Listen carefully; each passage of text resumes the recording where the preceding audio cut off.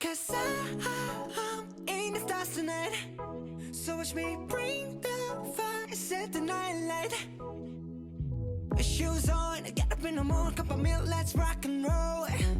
Kink out, kick the drum, rolling on like a rolling stone. Sing song when I'm walking home, jump up to the top of the brown. Ding dong, call me on my phone, nice tea and I'll get my ping pong. This is dead heavy, can't hear the bass, boom, I'm ready. Life is sweet as honey, yeah, this beach shade like money. This go overload, I'm into that. Hi, everyone. Today I am hosting three junior handlers, McKenzie, Natalie, and Kai, and we are going to talk about their agility journey. Welcome, guys, first of all, and thank you for making time for me today. So, how are you doing? Good to be here. Thanks for having us. You're welcome. So, first of all, I want you to introduce yourself and maybe just start. How old are you? Where do you live? Your education status right now? How big is your family? So maybe Mackenzie, can you start first? Sure, yeah. My name's McKenzie. I'm 19 years old. I live in California and I am a sophomore in college. I'm studying business right now. And I started agility about 10 years ago. I've been on the EOJ team 4 times. I've made podium a couple times. I've been to some other national events such as the US Open and Sinosport, and that's about it. Hey, Kai, you next. My name is Kai. I'm 15. I've been doing agility for 10 years. I'm currently a sophomore in high school, so pretty big age gap. Um, I've been on EOJ 4 times, and I'm on the WAO junior large team selection, and then for juniors. Also, I've been to US Open, AKC Nationals, Junior Nationals, and other events like that. So. And you, Natalie? Hi, I'm Natalie. I am 17, living in Iowa. I currently am a junior in high school. I started agility about 13 years ago now, and I've been to EOJ 4 times, been on EO twice, once as a teammate and once as an alternate. And I've been to the US Open, Junior Invitationals, AKC Nationals, a lot of the big national events. So thank you. So I invited you guys to the Zoom chat because your faces are very familiar to me. Very frequently I see you guys, and it appears that you are addicted to this game and to this journey. So for that reason, I would like to ask first, how did you get started with agility? So Kai, maybe you start first. You are the youngest one. Yeah, well, I just kind of grew up around it. My mom, there's photos of her like pregnant with doing like agility with me. So I just think I grew up around it, and I was like 5, and I was just like, "Can I try it?" And she was like, "Sure." So we used to have German Shepherds. Now we have Border Collies, but so I just started with my parents' Border Collie or German Shepherds. Moved on, got a Papillon. Then I was, experimenting with Border Collie, but I had pretty little legs. I've been pretty much the shortest person until recently, so definitely had to go smaller, work my way up. Yeah, just grew up around it, and as you said, definitely an addict. I love it, and I want to keep doing it, but we'll have to see where it takes me. But I absolutely love it. So Thank you. And Mackenzie, you? I know that So your mom is doing agility as well. we just started. She has an almost 2-year-old border pap, and that's her first agility dog. So I'm kind of a rare case for a junior handler because I'm the first person in my family to ever do agility. I just discovered it by chance, actually. I was at a dog park when I was like 7 years old, and I happened to meet someone who became a good friend to me and my family, and she ended up introducing me Who's to she? all the dog sports. Huh? Who is she? Do you know her? Her name's Trish Dranshak. She used to live here in SoCal, but now she lives in Maryland. Okay. I know her. I see her almost every week, and every Yeah, single we have time a we hang mutual out, friend. I'm like, "Hey, smile for Mac, smile for Mac." Gotta send a photo. And then you, Natalie? I similarly to Kai grew up around the sport. My mom and my grandmother both do obedience, and my mom does some agility. And then I kind of became addicted to agility when I got my first Samoyed when I was 3. And ever since then, that's been my main sport. Even though the rest of my family does more obedience, I decided that agility was going to be my thing. And now, 13 years later, I don't think I could be more addicted to something. Wow. So have you ever done obedience? I've done obedience. I trained my first dog, my Samoyed, to her CD and got that when I was really young. And then she's also got she's got her Rally Excellent title, I believe. Okay, great. So as you guys told, you have been to EO junior team many, many times, at least 4 times, I guess. And I would like to know about the selection process. So after selection, so how many times do you train? So do you guys travel to train together? Who are the coaches? Can you give us a little bit detail about that? McKenzie, maybe you start Okay, first. sure. So I know back when Natalie, Kai, and I started the EOJ team, our first years, it was like 7 to 10 people. It was really small. Not many juniors knew about it. But since then, it's really grown. And for the last 3 years, we've had a full team plus alternates. So that's like 23 approximately. And the selection process is you submit all your dog's information and titles and videos of you running your dog and people that the coach can reach out to ask about how you run and everything. So then around February on a normal year is when the team gets announced. In May approximately, we have a team practice. The last couple of years that's been in Missouri. So we fly, and if you can make it to team practice, that's great because it gives you a chance to meet all your teammates and show the coaches how you run and everything. What else am I missing? So it's pretty cool. The event is in Europe every year, and we've been doing it. I know Natalie and I have done it for 4 years. Kai has done it 5, I think.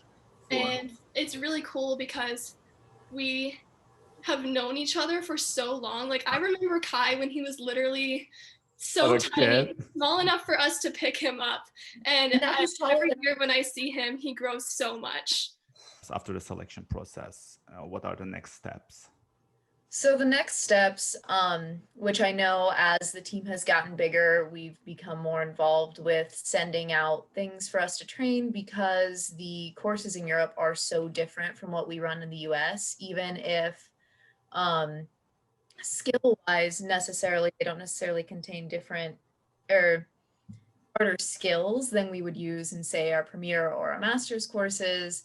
It's a much different flow to it, so it does require new and different skills. So I know Susan, our coach, will send out things of like weave skills to practice or different handling techniques that are really helpful when running those big open courses that are real fast.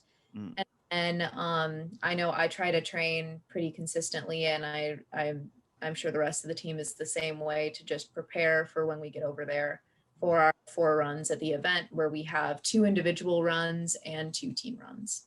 And Kai, you were one of the youngest, I guess, in the EO junior team. So being the youngest there and the other ones have already experienced, you were welcomed. And can you tell us about your feelings? Yeah. So the first time I went, I was 9, and at that point, I was still like, I was in my own little world. I was 9. And I feel like that was the year EOJ really like took off. It only had 9 people, but then we went to 13, then we went to 21, and then like everyone else has been saying, we've had a full team, alternates, and all that. I've been on the team since 2018, so I'm not accustomed to like the skills being put out and stuff, but I do know it's just like everyone is just really nice. And I think that's the best part about it is it's a team. And you know, even if you have personal problems, you still have to come together and you just have to support one another. And being the youngest, I'm still probably the baby of the team because even though I'm 15 now, I'm still probably the baby. But I mean, it's just such a like fun atmosphere. I just think it doesn't get much better than 20 people, 9 people, or 10 people. You know, it doesn't really matter how many you have. But it's just we all love the same sport and we're all just there for one another. So it's a really cool experience. Great. So, Mackenzie, you already touched about that topic that I would like to talk about as well. EOJ events in Europe. So describe a little bit. And so you said that the courses are different, or Natalie, I can't remember who told that. Maybe Mackenzie, you just describe the events there, and then Natalie, the course differences, and then Kai, maybe you can tell us which country team is your favorite, or handlers, and then they're already in the junior team, or they are right now in the adult team. So okay, Mackenzie, you first. Okay. So the EOJ, I think it's called the Junior Open Agility World Championships now. So EOJ is kind of the old form of what it was called. It is an event in Europe. It's super big. It's for junior handlers from all these different countries, and we all come together. So like the three of us have been on Team USA. We get to get decked out in Team USA gear and uniforms. We fly our dogs over to Europe. That in and of itself is quite an endeavor, just making all those preparations. Fundraising is a big part of it. Our team is really lucky to have a manager and a fundraising coordinator named Debbie Dubé. She's an angel. She's amazing. She helps us fundraise for this big, massive trip over to Europe. Not to mention the fact that the agility community, the adults and the other junior handlers are so supportive of this Team USA that goes to Europe every year. So fundraising is very doable because they want us to all go over and have this incredible experience. Then you get over there, and I know for me, it was wild the first time I did it because as a junior handler in Southern California, I don't really meet any other juniors. And then I was at this event with like hundreds of juniors. I had pen pals now across my own country, but also in Europe that I'm still in contact with, that are still some of my best friends. And then the event itself, the courses are incredible. The entire atmosphere is just like nothing else. That's awesome. So that's the reason you did over and over almost every year. Yeah, the EOJ is honestly a reason why I got even more addicted to agility because it's so great. Awesome. So Natalie, so can you talk about the differences, course differences between Europe and USA? Yeah, of course. How you deal with it, how you train. So. Yeah, so it's a very different style of course. The courses are typically a lot bigger. Your spacing is a lot bigger, which is really nice, especially for those of us with bigger dogs or like bigger striding dogs. And there are a lot more, I would call them less handler friendly, because they require, at least at the international level where they do have other countries coming over and competing, it's a lot more running, but in many ways it's a lot nicer for the dogs because the dogs have a straighter line, even though it doesn't necessarily look like it. There are a lot more slices where the dog is taking the jump more parallel to it than perpendicular. And overall, I think there is an element of speed that is always designed into the courses over there that we don't see as often over here. And partially, I think that is because of the ring size that they have over there. They try out outdoors a lot more. And just I see bigger rings being used. But also, I think they're just the type of agility that they do over there is it is catered towards as fast as you possibly can, as what I would say balls to the wall speed. which is one of the reasons why I've become so addicted to agility, is because I love that adrenaline rush of those courses, and just how in a split second something can go either perfectly or horribly wrong. And I think that's the biggest difference, where you still see like backsides like you do in Premiere, wraps and stuff like that. They're just implemented differently to what I would say would be to maximize speed. Okay, great. Kai, my favorite team is Germany and maybe also Russian teams. So I don't have any idea about the junior teams. So as I mentioned, what are your favorite teams and handlers as well? So my list is actually not that much different than yours. The first year I went, we made 3 friends. It was Helma. I don't want to mess up her name. She was from Sweden, and then we met Johanna and Johan. She was Johan. and so that was all the German team. And so I definitely think the German team has definitely been like the friendliest towards us, but a lot of them have aged out, so it's kind of a bummer, and we haven't really been able to get a better relationship with them. But definitely the Germans are up there. The Russians, just because they're Russian. There's no other explanation for it. We have a lot of inside jokes. And then the Great British team. I mean, it's probably because they're the only other team that speaks English. But I mean, in 2018, we were watching Love Island together. And like, don't you remember that we had like water fights? We've had some fun experiences with the Great Britain team. Yeah. They're We fun. would like karaoke. Oh, wow. Yeah. Yeah. Yeah, definitely. I would say British definitely are our best friends, and for me, that's my favorite team. And then probably Germany, and then Russia. We don't really talk to that many people. I think that's a problem with Americans, is we're so scared to talk to someone else because they won't know our language. But like 5 times out of 10, they probably will know our language because they've learned like English. So I remember having to do like trading like jerseys, because that's the thing there, you trade your jersey with someone from other countries, and some of the newer people would be like, "Oh, can you do it for me?" It's like, no, you just gotta go out there. Like, even if they don't understand you, you like point at them and say like that. It's all about the experience of like getting to know people. But also, are you stalking some of the junior handlers via their social media, their runs? You don't need to meet in person like we do. We stalk, So, do you have any junior handlers that you stalk all the times? And for example, I stalk people. Max Springs was the one of the famous ones, and he's now in the adult team. So yeah. So Max Springs won EO, and he was actually young enough to be attending EOJ, which is pretty wild. I stalk people all the time, not necessarily junior handlers, but like Teresa Krylova is like my European idol of agility. I spend a lot of time on YouTube watching runs. Okay, so now back to USA. And maybe I will start with Kai because he's the youngest. And the question is, did you feel welcomed when you went to the local trials, especially when you needed help? So as a little kid, so in the past. I still feel welcome now. I mean, I think agility is an atmosphere where at least in my experience, I don't know. I know it's probably different depending on where you live, but at least where I live, like even now, I'm still probably looked at as like the little kid because they've all seen me grown up.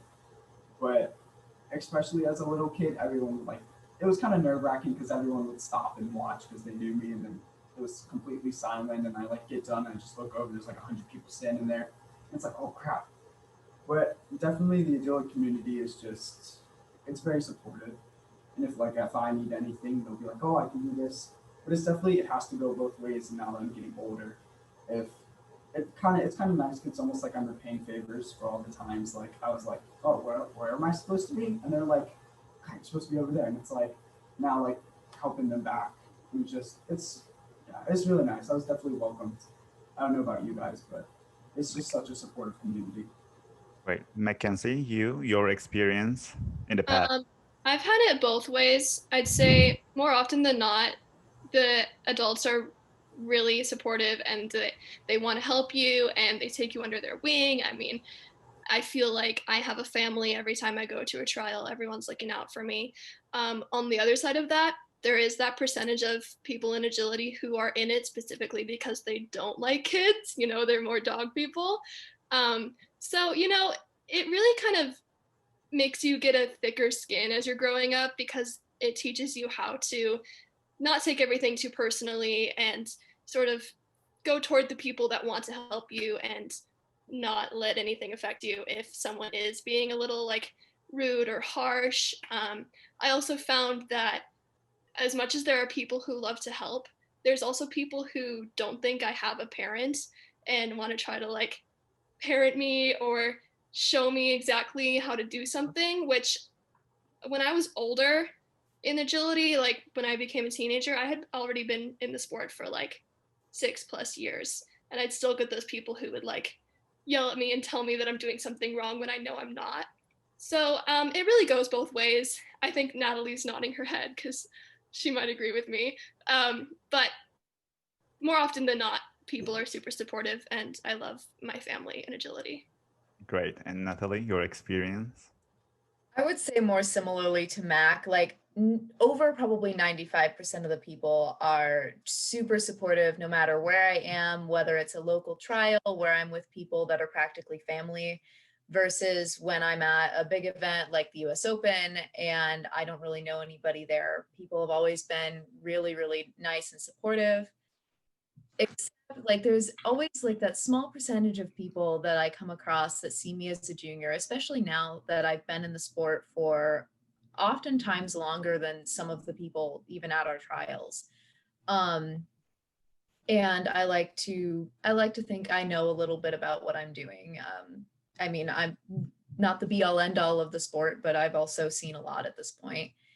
And because I'm still a junior and because a lot of people saw me grow up in the sport, I still sometimes get condescending remarks of acting like I don't know what's going on, or like if I have a nice run and I'll get like little condescending remarks like, oh, well, essentially like, oh, well, you're a junior, you shouldn't be able to do that, or well, you're just lucky. And it's, I mean, it irks me a little bit because I put a lot of work into the sport. When I can train at home outside, I train almost every day a week. And so, but it's a very small percentage of people that are like that. I would say for every 100 people that are nice to me, I have 2 that give me condescending remarks. So Yeah, well, maybe it will change soon in a negative ways as you are about to change the league. And my next question is related to that. So especially Natalie, because you are named as one of the youngest people to be a European Open team member. So now you guys are changing the leagues. So you are getting more competitive.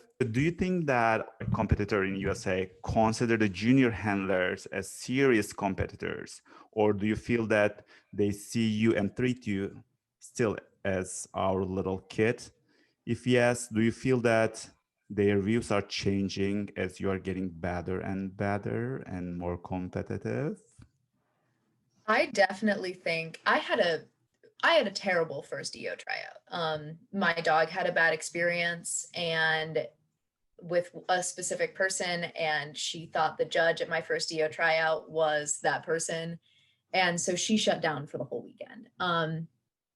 But so I think like back then, they definitely saw me as not a serious competitor, which rightfully so. I was just trying to work my dog through the issue that she was having. But I don't think I was really taken seriously until I took my Border Collie Vengeance to his first EO tryouts, and we placed 4th in one round and 6th in the other on the European courses or European judges courses. I don't think it was until that year that I was actually starting to be taken seriously as a competitor, where when we had a run that I still get compliments on, where people will be like, yeah, I saw that run and that was really impressive. That was just so smooth. And I think that's when people started looking at me, at least, like I was a serious competitor with the adults and not just as a junior. Okay, and your experience, what do you think? I definitely think like Natalie, they rightfully so. You know, at some points it's like, oh well, like why do they see me like that? And then you like think about like how you were running a few years ago, and it's like, oh yeah, they had total reason to be like that. Um, but I would say, um, like Natalie, I think there are certain points and certain runs and certain competitions where you really prove yourself of like what you're worth. You know, I still feel like at some points I still have to prove that. I've had pretty major success at the junior level, but for me, I've really been trying to focus on the adult level. And you know, as much as you don't want to say like, oh, winning isn't everything, it's not about like what other people think of you. It definitely is a sport where people's opinions do matter, even if it's not to you. It's just in general, and people talk because we're humans. We talk a lot, and people's opinions come out about other people. And so I definitely feel like, at least for me, I'm still having to prove myself in some certain circumstances. How much of that is just me putting that on me or other people thinking that about me? Um, I don't know. But definitely there's been a change because like I'm not gonna say it's annoying, but at like local competitions, people will be like, oh, just ask Kai. Just ask Kai. And it's I know like I've been doing this for 10 years and stuff, but it's just like I'm just here to have fun too. And your McKenzie, so what do you think about this topic? I can't say that I've ever had people undermine me or be threatened by me simply because I'm a junior handler. I think so far they've only considered me on a, like anyone does in the sport, on a case by case basis. Like if you know someone at your local trials who's cleaning up and standing on podium every time, then you'll probably be a little more threatened by them than you would someone who is still a novice, for example. So I don't think it's because I was a junior handler. I think you, just like with any competitor, you have to prove yourself by doing events and winning things. And then, making the EOJ team really means something to people. Bringing home a medal from that event means something. And then you have people who are you slowly build up your reputation. Then you have people who are reaching out to team with you. So I think it's really just a case by case basis. I've never been discriminated specifically because I was a junior. Great. So, uh, you know, we in US we don't have many young competitors, right? Young handlers. I would like to talk about and discuss about this topic a little bit broader than the other ones. So, how can we attract young people to agility? So, what are missing in USA? What do you think organizations, the USDA or AKC, etc., should do regarding this topic? So what are your thoughts, McKenzie? So I can talk about some things that I know are inhibitors for juniors, reasons why there aren't that many young people. I know the cost is a big factor. Agility is quite expensive, particularly in the US. Then you have the distance that you have to drive for competitions. And when you're a junior, you can't drive. So you need that commitment and dedication from a parent or at least another adult in the sport who's willing to drive you all these places, spend your entire weekend at a competition. A lot of times, like if you have a sibling or something, a parent can't just sit there at a competition, and you do need someone to be like supervising you when you're younger. So I think those are some big factors, not to mention the fact that, at least in California, I feel like there aren't many training places in general. So, you'd have to buy some equipment or make your own equipment just for you to like practice in your backyard if you don't want to drive a really long distance. So I think those are some reasons why we don't have a lot of juniors. And the trick to getting more would be to have more programs. And I will say that we've gotten a lot more programs in the 10 years that I've been doing this. You know, their AKC has the junior event, there's different scholarships, there's discounts that you can get for juniors. Everything like that is really making a difference to encourage juniors to be able to afford it and compete in the sport. So Natalie, what do you think? I think I completely agree with everything that McKenzie said. But also I think one of the problems that I've seen with people, even in my area, like at my own school, agility is not regarded as like an actual sport in a lot of people's minds. And it's not given priority, especially because, you know, you've got normally when you're trying to get kids into this, and I realize all of us started younger than this, but most of the time it's, you know, your middle school and your high school kids that are going to be ready to make that commitment. And most of them have other sports that they're doing. And agility gets looked down upon, like it's not actually a sport, and a lot of those other sports take priority. So they might be interested in it, but their parents don't see it as something worth putting time and money into. Very good point. Really, like what Max said with not wanting to take the time, I think parents are a lot more likely to take the time for something like soccer or basketball. Well, they'll sit at a tournament all day for those things, but agility doesn't get the same kind of recognition because it's not really regarded as something at that level. Mm-hmm. And Kai, what do you think? What should be done? I think they pretty much hit it right on. I guess I'll just piggyback off of them and just say, I think the sport and just how it fundamentally runs and how it is like systematically known, I think it has to be on like a broader scale. Like I think people have to know about it. And I know AKC just had the agreement with ESPN3, I think, where all like all events will be put on there. I heard something about that. But I think those, don't quote me on that, but anyways, those kind of steps are the steps that need to be taken to make sure that, you know, it's a household like sport. It's like Natalie was talking about how like parents aren't going to invest some time with this and like kids aren't going to be interested. I probably couldn't tell you more than, besides me at my high school, who actually know what agility is. And I think it's that, not even the commitment, which I do think is a problem. I do think we should have more like training. Like you see soccer fields everywhere. Why not, you know, have an agility field? I think it'll come in like time, but I would definitely just say getting the word out on just what agility is, who does it, and anyone can do it. You know, I do think it should be a little more affordable, but I think as you get more people, it will become more affordable. Because, you know, less people, it'll cost more to get a run, but if you have more people, then it should cost less. You're still making the same amount of money. So I just think it has to become a household sport that everyone has to know. And I think it can. Maybe not in the next 10 years or 20 years, but definitely one day. And like events like Westminster definitely help. And hopefully the ESPN thing works, but I just think it has to become well known. Okay.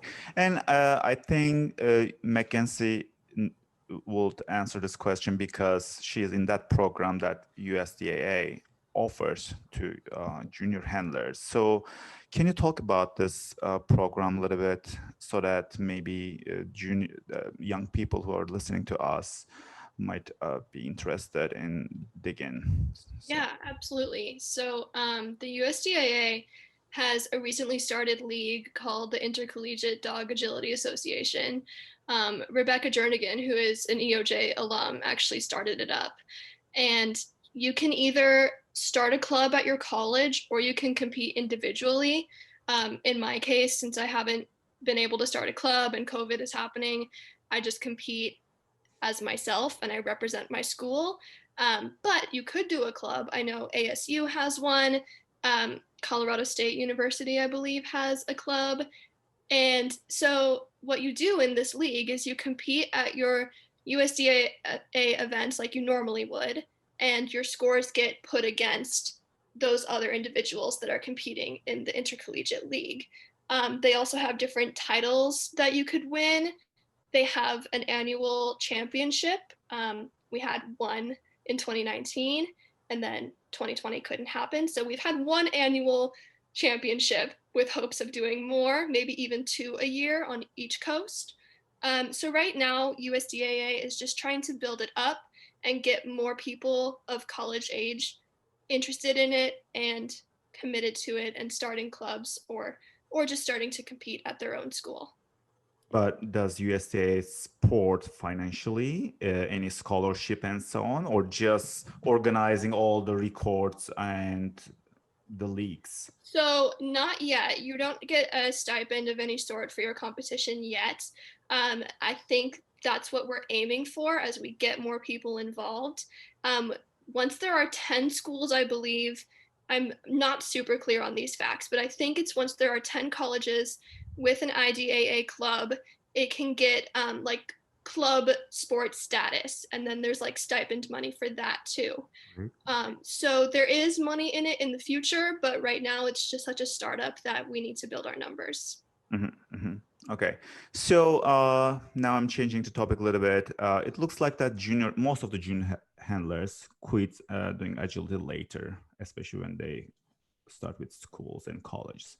So I would like to know, what are your long-term goals in agility? Where do you see yourself in 10 years in dog agility? So do you think that agility will be actively in your regular life, even though you might be financially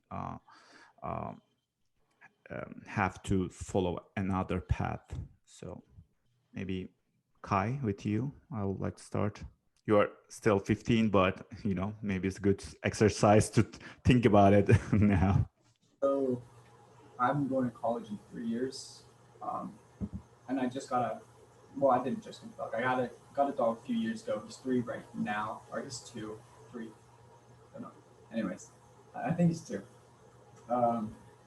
So I'm going to be going to college in a few years, so he'll be 5. And it's that kind of stuff where it's just like, what do I do in college? Because obviously, I think freshman year probably can't have a dog on campus, but then he'll be 5, 6, he'll be in his prime, and it'll be like, what am I going to do? So in 10 years, I definitely think college is going to kind of like cut those 10 years down to 6 years of agility. Maybe not 6 years, but I definitely think worlds and stuff like that. I know Caitlin DeReese is just insane. I don't know how she does it.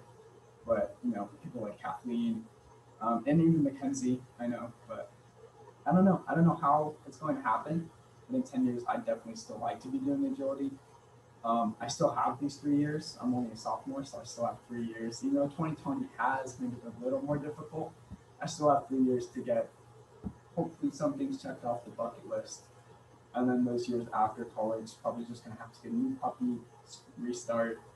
Yeah, I'm looking forward to it. It'll be interesting, but like you said, I have a lot of time to think about it, so I'm not rushing it. Okay, Natalie, what do you think? So I honestly don't know. Agility is a huge priority for me, and thankfully I am blessed with a lot of very supportive people, and I plan to keep my dogs with me throughout college. I don't know how I'm going to do that yet. But I also have some pretty big goals internationally in agility. So the plan is not set, but the plan is to continue to progress in agility and just be the best that I can possibly be, regardless of what I'm doing school-wise. Mm-hmm. And McKenzie, so far I know you live with your dog Safari. Yeah. So for my freshman year of college last year, I did bring her with me. In the junior handler world, I do know a good number of people who have opted not to quit the sport for the 4+ years that they're at college. My logic behind that is, I love my dog. She adds value to my life, so I don't think I'm missing out on any of the college experience when I have her with me. And then B, we if my sport were soccer or track or something, I wouldn't have to quit it to be at college. I would be able to continue participating in it. So I do have Safari with me in college so that we can live together and I can compete with her. And then farther into the future, I think that I definitely don't plan on quitting agility. I think we have a really cool advantage in the fact that we're young. So in our 20s, I don't think that's a good time to like take a break from your sport when you have like this is the time, like if you want to get good, if you want to like win championships or whatever, like, and you love it too. So there's no reason to like take away a part of your identity in your 20s if you're trying to pursue another career. I personally would try to continue the sport while I'm trying to establish myself in a career. I'm very happy to hear that, Mackenzie.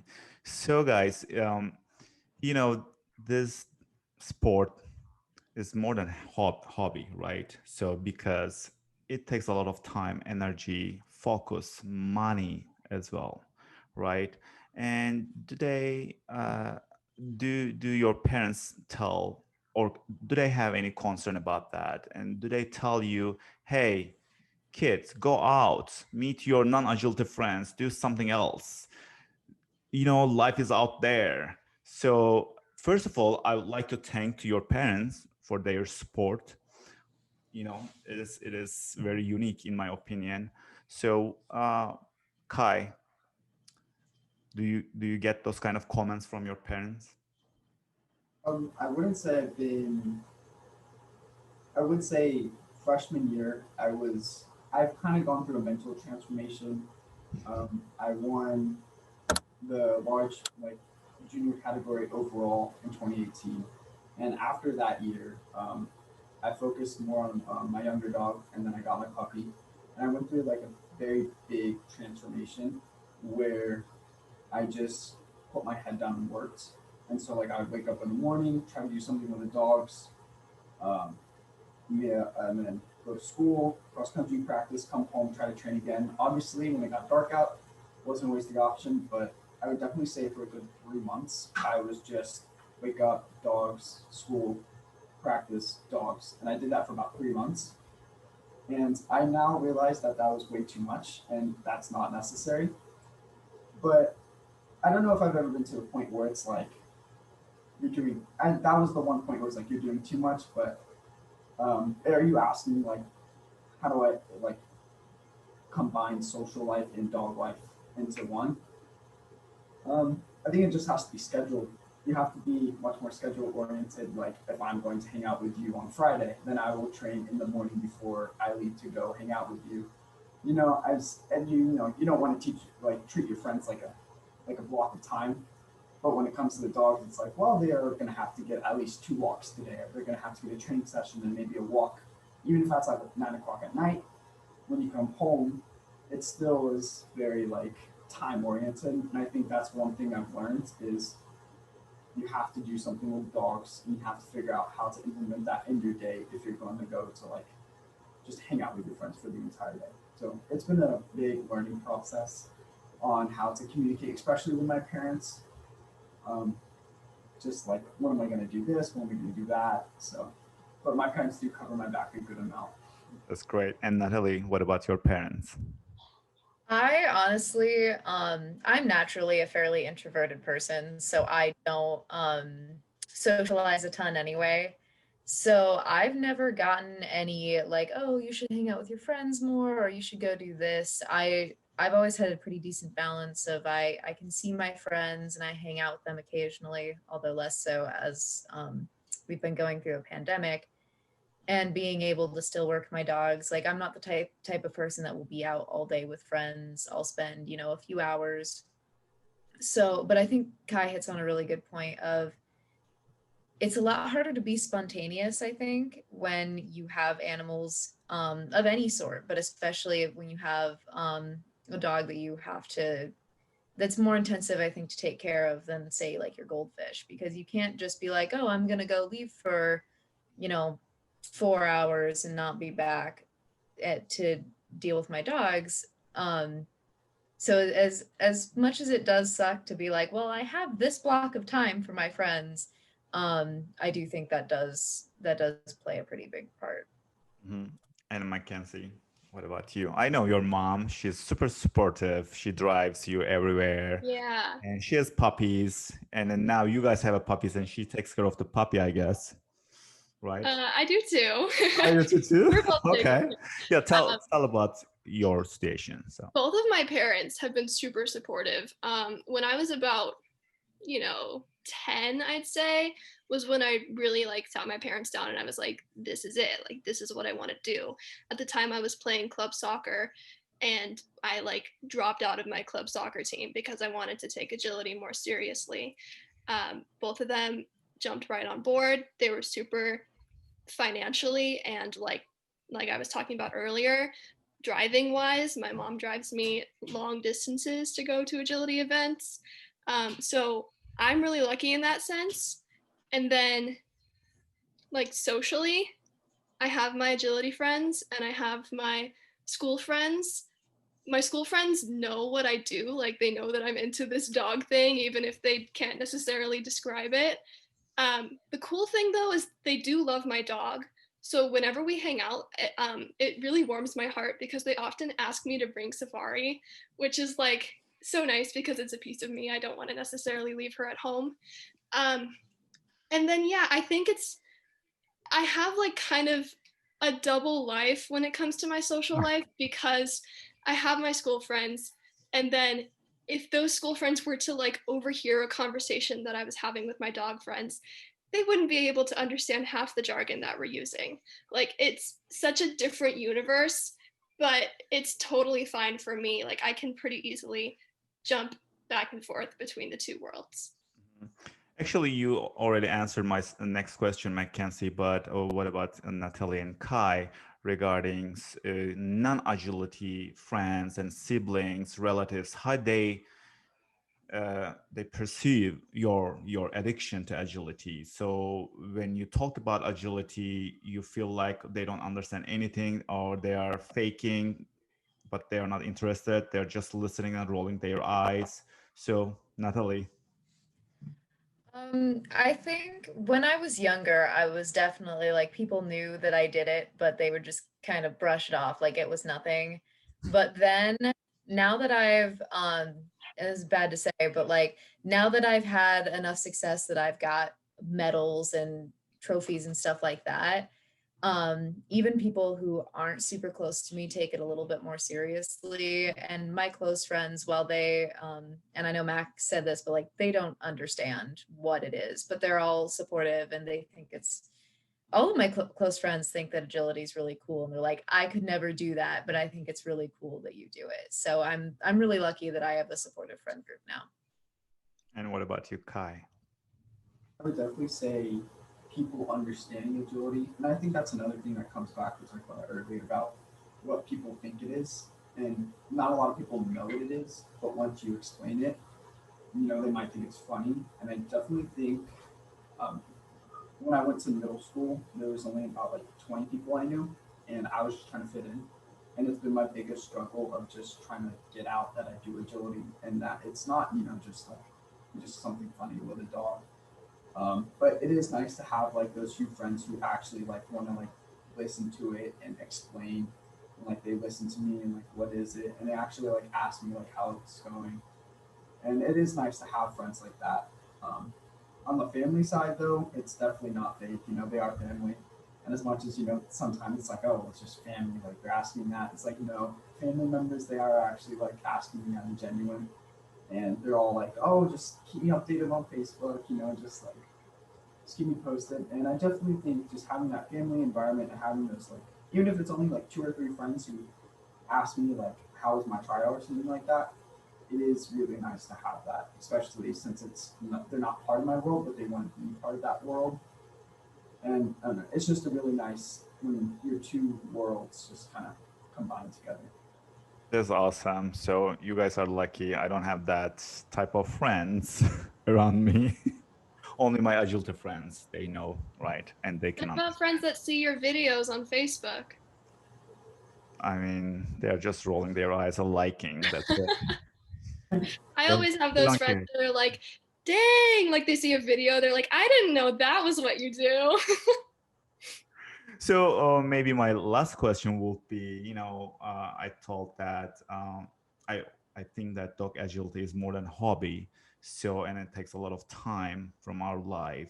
So, but do you guys still have any other hobbies in your life? I would like to know it. Mackenzie? Yeah. Especially due to COVID, the pandemic, now we have a lot of time because we cannot travel as much as we wanted. Yeah. Especially during the pandemic, I found myself with a lot of hobbies that I've always like wanted to have more presence in my life. I've picked up guitar, so I kind of play guitar a little bit. I run quite a bit lately. I hike a lot. That goes hand in hand with owning a dog, in my opinion. I cook a lot, and I read a little bit. Trying to read more, but yeah, that's me. And Natalie? I'm actually really active in pretty much all of our fine arts at school. I play in band. I sing in choir. I did all-state choir this last year. I'm in speech, which is theater. So I'm really active in the fine arts. I've been learning to play piano. I also do special effects makeup, so like a lot of gore, especially. So fake cuts, bruises, zombie makeup, stuff like that. Um, and I also have a strange passion for ancient Egypt. So over quarantine, I've been able to kind of dive back into that and learn more about especially like royalty in certain eras there. So yeah. It's great. When I collected information about you guys, I check your social media. I saw those kind of makeup, the pictures, but I would like to see and hear also from your band and your piano exercise on Facebook. I will be happy to watch them and like them. Yeah, I will give you a heart. And what about you, Thank Kai? you. Um, Mine's not as cool as making myself look like I'm dead, but I run. I do track and cross country, and I got pretty big into working out over quarantine just because you didn't really have anything to do. I can see you got a broad shoulders. You're not It's a a, little kid at all. I'm pretty skinny. I'm pretty skinny, you know. Um, yeah, I definitely got bigger into working out. But running's been, besides agility, my biggest passion because when you're younger, agility. I've always tried to find something to, that will help me in agility, but also for college, scholarship wise, and maybe one day we will have a scholarship for agility, but I don't think in the next 3 years we might. So I definitely take running pretty seriously. Um, I try not to let it get, involved. I have like my little worlds. Agility is definitely bigger for me just because of the people, but definitely running is a big part of my life and working out and hiking. Um, I like history a lot. I'm pretty weird. I'll watch the History Channel. I think it's interesting. That's super interesting. Yeah. So, Sorry, Tanner. Could I just add on to what he was saying about scholarships? sure. So first of all, AKC does have a scholarship, so you can apply and get money for college from the AKC if you compete at their events pretty regularly. Aside from that, my experience in applying to college is that colleges really like how unique agility is. So I actually got decent amounts of money from all the schools I applied to simply because I wrote about agility. So I think that should be said because like there's a lot of sorry, my dogs are barking. There's money in it just in the fact that colleges look for unique things and agility is definitely unique. So that's really cool and I think that should be known. That's great. So now we are about to close the session. So because your dogs barked, Mackenzie, can you show us your puppy? Okay, well, I'd have to go get the little puppy, but Okay, while you are taking, I will ask last questions. I'll show you Safari real quick. Come here. Okay. Oh, this is Safari. She's laying on my lap right now. And then you guys, do you have your babies next to you? I can Yeah, I get I it. might be able to grab mine. Hang Just on. get it. I'll be right back. This is Tig. Oh, you can't see. There he is. He's there. Is the craziest one that you ran at EO tryouts Yes. last year? Wow, Yeah. super fast dog. I'm Thank you. very He's- impressed. We're trying to get him to be a little calmer, and it's going pretty well. It will be. Yeah. Yeah. My This is the little puppy. Oh, puppy's stealing the show. Sorry, Kai. Oh, so cute. It's Jen. It's a puppy. That's so cute. What is his name again? He's a singleton, right? Yes, his litter name is Batman, and I don't know that I can announce his official name yet, but he is 8.5 weeks old now. You know the owners already. I do, yeah. She Okay. was gonna come like 3 days ago, but then COVID kind of interfered with that, so she's coming right after Christmas to get So him. she will stay in California or close to you in LA Actually, area. no, he's going to Oh. live in Cape Cod. Okay. He's gonna be a fancy schmancy East Coast dog. I'm so excited for him. Wow. And yours, Natalie? Show I us have Vengeance here. your superstar. Yeah, this is Vengeance. Oh. He's not particularly happy that he's in a chair right now, but he's here. Well, I would like to close the session to wish Merry Christmas or Happy Christmas and Happy New Year. So thank you very much for being here for a great conversation. And Thanks so much. I wish Yeah, thank you so much for having us. Talk to you again, Tanner. happy Christmas and Happy New Year in advance. Happy holidays. So happy holidays, guys. Bye. Bye.